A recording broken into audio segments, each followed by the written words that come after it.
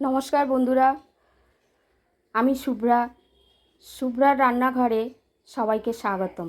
আজকে আমি বানাবো বাঁধাকপির পকোড়া। দেখে নিন। বাঁধাকপির আমি আজকে পকোড়া বানাবো। আর দুটো টমেটো নিয়ে নিয়েছি। আমাদের বাঁধাকপি কাটা হয়ে গেছে। টমেটো কুচি, লঙ্কা কুচি, এর সঙ্গে লবণ দেবো 1 চামচ। একটু লবণ দিয়ে দিলাম।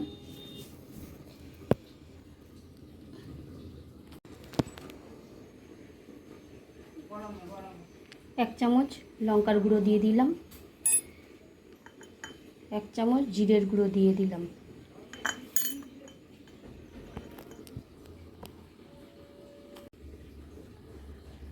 হাফ চামচ হলুদের গুঁড়ো দিয়ে দিলাম। অল্প একটুখানি ভিনিগার দিয়ে দিলাম। দুটো ডিম এর মধ্যে ফাটিয়ে দিয়ে দেবো। সব দিয়ে মাখবো আমরা। 2খানা ডিম দিয়ে দিলাম। এই যে দুটো ডিম দিয়ে দিচ্ছি। এরপর আমরা একটু বেসন অ্যাড করে দিচ্ছি। 100 গ্রাম বেসন দিয়ে দিচ্ছি। দিয়ে এবার মাখবো আমরা।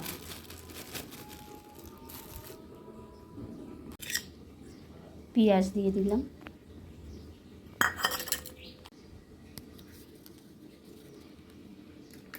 পেঁয়াজ দিলাম। এবার একটু আদা রসুনের পেস্ট দিয়ে দিলাম।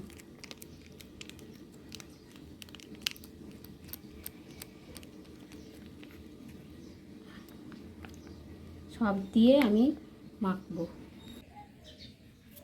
আমার এটা পুরো মাখা কমপ্লিট হয়ে গেছে।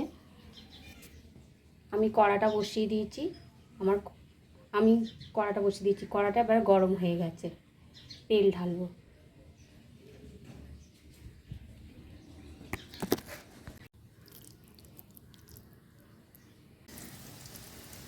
এবার একটা করে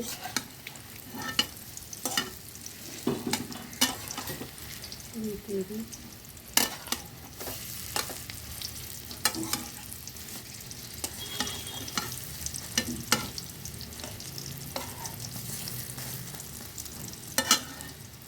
আমাদের বড় ভাজাটা হয়ে গেছে কমপ্লিট। এবার তুলে আপনাদেরকে দেখাবো। দেখুন পুরো ভাজা হয়ে গেছে। আমাদের পকোড়াটা হয়ে গেছে। আমরা সার্ভ করেছি এই যে দিয়ে সস দিয়ে দিলাম। পকোড়াটা হয়ে গেছে কমপ্লিট। যদি ভালো হয়ে থাকে এই রেসিপিটা, তাহলে লাইক, কমেন্ট, শেয়ার করতে ভুলবেন না। টাটা।